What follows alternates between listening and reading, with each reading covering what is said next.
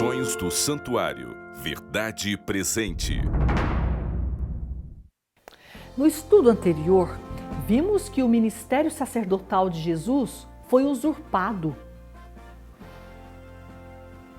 Que um poder na terra mudou a lei de Deus e perseguiu o povo de Deus por 1260 anos. Pisou o santuário, pisou a verdade e foi bem sucedido. Mas até quando? Crise, terrorismo, medo, injustiça. Até quando? Esses temas são recorrentes. Todos os dias aparecem nos telejornais do mundo inteiro. E a gente se pergunta, até quando? A nossa segurança está na palavra de Deus, na Bíblia, onde encontramos respostas para as perguntas urgentes e difíceis. E se você quer saber quando Deus fará justiça, quando Ele responderá às questões silenciadas ao longo das eras, então esta é a mensagem que você precisa ouvir. Porque vimos um tribunal montado e livros abertos no santuário celestial. Vimos o Filho do Homem nesse tribunal. E ele é o Cordeiro e é também o Leão. Ele é hoje, nesse momento, o nosso amigo na sala de audiência do céu. E se ele está lá como nosso amigo, como nosso defensor, então está tudo sob controle. Confia e descansa no Senhor. É em obediência ao conselho deixado por Jesus que nós vamos continuar estudando as profecias de Daniel. E vamos então relembrar de novo os acontecimentos de Daniel 2 e 7. Em Daniel 2, a sequência é ouro, prata, bronze, ferro, pedra. Em Daniel 7, leão, urso, leopardo, terrível e espantoso, chifre pequeno e julgamento.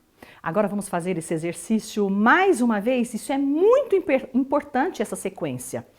Ouro, prata, bronze, ferro, pedra, leão, urso, leopardo, terrível e espantoso, chifre pequeno, julgamento. Olha, os acontecimentos estão exatamente assim na Bíblia, nessa ordem. Vamos para o capítulo 8 de Daniel? Um detalhe importante aqui. Em Daniel 8, aparece várias vezes a palavra chifre. Em profecia bíblica, chifre significa reino, significa poder, de acordo com Apocalipse 17, verso 12. Agora sim, vamos interpretar o texto de Daniel 8.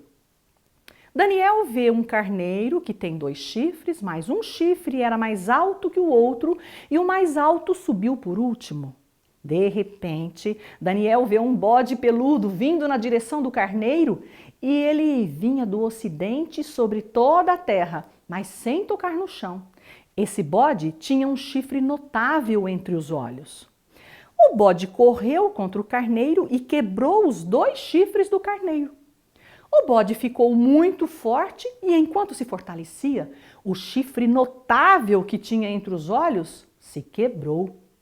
No lugar do chifre notável que foi quebrado, surgiram outros 4 chifres notáveis para os ventos do céu, para os 4 ventos do céu. Tá bom, vamos até aqui. Vamos fazer um resumo da visão do carneiro e do bode? Olha, fica mais ou menos assim. O carneiro, Medo-Pérsia, é derrotado pelo bode peludo, Grécia. O chifre grande do bode é quebrado, Alexandre morre. No lugar do chifre grande, surgem outros 4 chifres, 4 generais de Alexandre. Agora vem o verso 9. Daniel 8, verso 9, precisa ser analisado com bastante atenção. Observe o quadro. Na versão João Ferreira de Almeida, revista e atualizada, nós lemos: de um dos chifres saiu um chifre pequeno. Esse verso lido assim, sem muita atenção, parece dizer que o chifre pequeno saiu de um dos 4 chifres do bode. Então, o chifre pequeno teria saído da Grécia. Agora vou ler Daniel 8:9 na Bíblia de Jerusalém, que está um pouco melhor traduzido. De um deles saiu um pequeno chifre. De um deles o quê? De um dos chifres ou de um dos ventos? No hebraico, chifre é palavra do gênero feminino e ventos pode ser palavra masculina ou feminina. Na frase de um deles, o pronome deles é masculino. Isto significa que o substantivo antecedente relacionado com eles não pode ser chifres, que é palavra feminina, e sim ventos, que tanto pode ser do gênero masculino quanto feminino. Observe que o verso 8 termina com os 4 ventos do céu e o verso 9 começa com os 4 ventos do céu. Não disse que é preciso muita atenção quando se estuda Daniel 8, verso 9? E simplificando a visão do carneiro e do bode, é assim. O carneiro, Média Pérsia, é derrotado pelo bode peludo, Grécia. O chifre grande do bode é quebrado, Alexandre morre. No lugar do chifre grande surgem outros 4 chifres, 4 generais de Alexandre. E em seguida temos uma espécie de mudança de cena. Dos 4 ventos do céu surge um chifre pequeno, Roma. É o mesmo chifre pequeno que aparece em Daniel 7.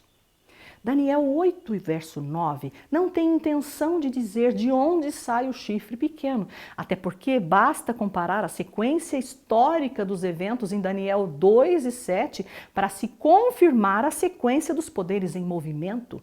Isso tudo para dizer que o chifre pequeno provém de Roma. Vamos continuar? Após a visão do carneiro e do bode, a cena muda mesmo. Aparece na visão 2 seres celestiais conversando. Até quando durará a visão do sacrifício diário e da transgressão assoladora, visão na qual é entregue o santuário e o exército para serem pisados? Em outras palavras, a pergunta é: até quando o Senhor não vai agir? Quando o Senhor vindicará tudo isso? E a resposta divina vem em seguida. Até 2.300 tardes e manhãs e o santuário será purificado. A purificação do santuário tem sentido amplo. Já vimos isto na festa da Páscoa, de trombetas. Páscoa e trombetas não representam um evento, mas um processo. E purificação também não representa um evento, mas um processo que envolve o céu e a terra e acontece nesse exato momento no céu.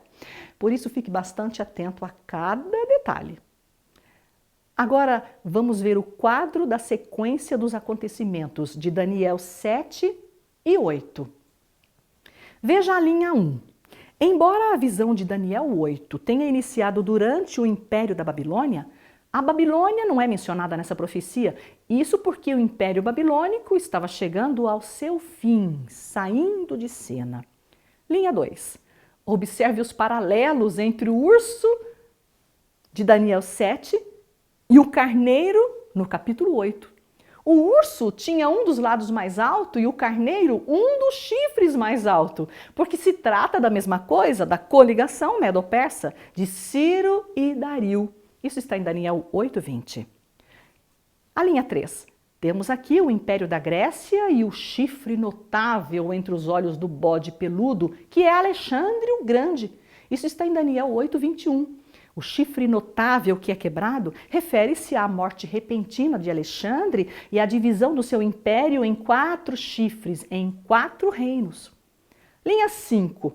No capítulo 8, a Bíblia não tem qualquer intenção de mencionar a origem do chifre pequeno, mas a Bíblia identifica sim o chifre pequeno.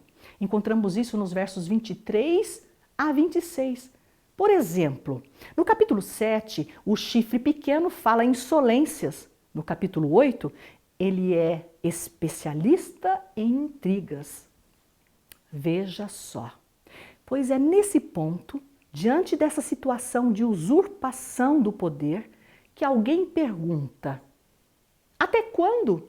Até quando o santuário será pisado? Esse é o assunto principal do capítulo 8 de Daniel. Trata-se do santuário do céu, porque a lei de Deus foi mudada, o povo de Deus foi perseguido, o sacerdócio foi usurpado. Sabe que podemos ir mais longe nesse assunto? Lúcifer, o anjo caído, enquanto esteve no céu, lançou dúvidas sobre o governo divino. Declarou que a lei de Deus era arbitrária. Afirmou que seria impossível obedecer os mandamentos de Deus. Então, Deus responde que até 2.300 tardes e manhãs o santuário será purificado. Deus está nos dizendo que Ele tem um tempo para colocar tudo nos eixos. Nós não estamos à nossa própria sorte e isso me deixa muito animada. Claro que esse é um bom momento para fazermos uma pausa, para fazermos uma reflexão. Amigo, Deus é amor. Seu amor o levou a criar seres inteligentes e livres para amá-lo ou não. Porque esse Deus que é amoroso desejou companhia. Claro que sua onisciência previu os riscos. Riscos que envolvia a criação de anjos e a criação da humanidade. Deus previu riscos enormes ao criar você e eu. Ele ama as pessoas indistintamente, de todas as raças, tribos e nações, de todas as religiões. Mas há um conflito cósmico. E Deus está encerrando essa guerra, iniciada lá no céu, que é mencionada na Bíblia, nas profecias bíblicas detalhadamente. No final desse conflito entre Deus e Satanás, o Criador destruirá o mundo por causa do pecado, destruirá aquele anjo caído e todos os que se permitirem ser iludidos por ele. Deus é amor, mas é também justiça. Continue estudando as profecias, estuda em família. Vamos em frente? Agora temos o quadro das características do chifre pequeno, tanto do capítulo 7 quanto do capítulo 8. As características do chifre pequeno no capítulo 7 são: tinha olhos como de homem, tinha boca que falava com insolência, era mais robusto que os companheiros, fazia guerra contra os santos do Altíssimo, prevalecia contra os santos do Altíssimo, proferia palavras contra o Altíssimo, magoaria os santos do Altíssimo, mudaria os tempos e a lei, perseguiria os santos por um tempo, 2 tempos e metade de um tempo, será destruído e consumido até o fim.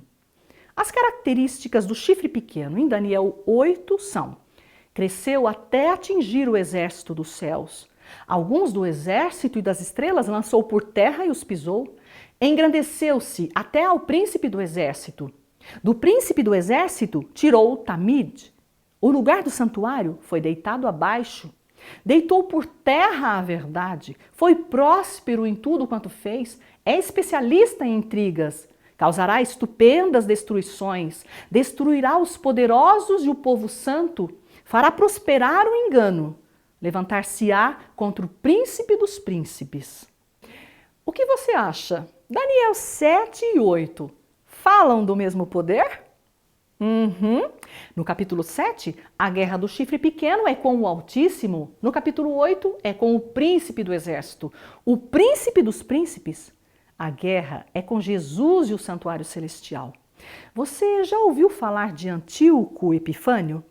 Ele foi um rei que viveu quase 2 séculos antes de Cristo, que profanou o templo de Jerusalém, oferecendo um porco no altar de sacrifícios, mas nem de longe se encaixa nas descrições do chifre pequeno de Daniel 7 e 8. E você sabia que o cientista Isaac Newton escreveu sobre Antíoco Epifânio? Ele escreveu assim, olha: o chifre pequeno é considerado por alguns como Antíoco Epifânio, mas sem muito critério.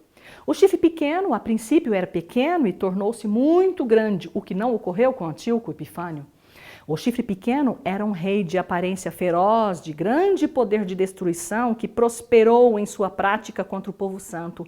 Mas Epifânio saiu do Egito assustado com uma simples mensagem dos romanos, sendo mais tarde repelido pelos judeus. O chifre pequeno derrubou o santuário ao chão, o que Antíoco Epifânio não fez. Ele o deixou em pé.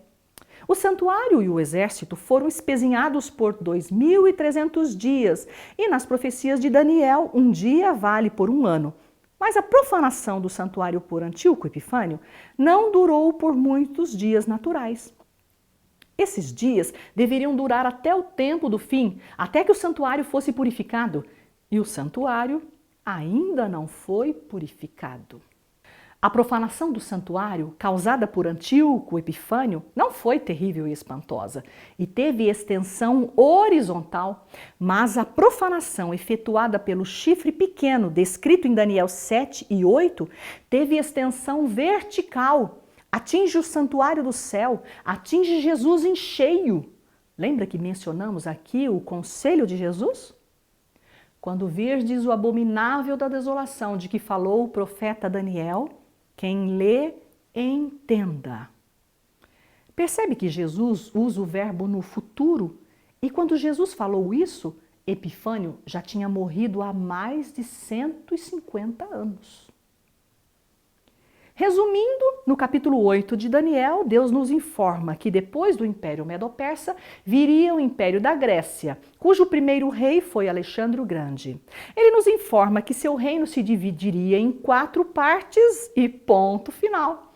Em seguida, o assunto é que de um ponto qualquer da Terra, e sem especificar a geografia, surgiria o chifre pequeno, que sabemos ter o seu berço em Roma, não na Grécia.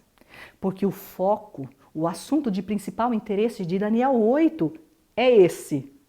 Até 2.300 tardes e manhãs, e o santuário será purificado. A visão da tarde e da manhã que foi dita é verdadeira. Tu, porém, preserva a visão, porque se refere a dias muito distantes. E você sabia que o capítulo 16 de Levítico se refere ao dia da expiação? Porque vários sacrifícios eram oferecidos nesse dia. Você sabia que carneiro era sacrifício na cerimônia da manhã e da tarde? No dia da expiação. E sabia que o bode fazia expiação redentiva e punitiva também na festa da expiação? Eram sacrifícios da expiação. Veremos isso em lições seguintes. E por falar em purificação do santuário, vamos para o quadro das festas de Israel. Expiação representa a atividade de purificação do santuário celestial, iniciada por Jesus em 1844, ao fim das 2.300 tardes e manhãs, e antes de Jesus voltar à Terra. Está relacionada à maior profecia de tempo da Bíblia, e nela estão contidas informações preciosas sobre o Evangelho eterno. As últimas palavras do capítulo 8 de Daniel são: eu, Daniel, enfraqueci e estive enfermo alguns dias. Então me levantei e tratei dos negócios do rei. Espantava-me com a visão e não havia quem a entendesse. Daniel não entendeu a visão da purificação do santuário, das 2.300 tardes e manhãs, mas alguns anos depois, o anjo Gabriel vem para ajudá-lo a entender. Sabe por quê? Está escrito na Bíblia.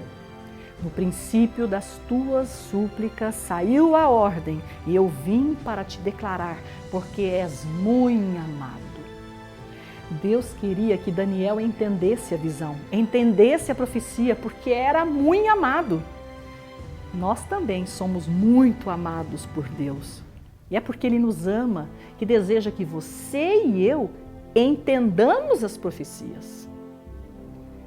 Sabia que Isaac Newton foi o primeiro cientista a explicar a força da gravidade?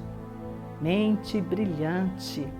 E você sabia que o que ele mais gostava de fazer era estudar Daniel e Apocalipse? Vivendo no final do século XVII, Newton declarou que achava possível que no futuro pessoas pudessem se locomover à velocidade de 80 km por hora. Alguns anos depois, o filósofo Voltaire considerou essas declarações um exemplo de como o estudo das profecias induzia pessoas a falarem coisas absurdas. Bem-aventurados aqueles que leem e aqueles que ouvem as palavras da profecia e guardam as coisas nela escritas. Entre pela fé no santuário celestial e descanse no Senhor.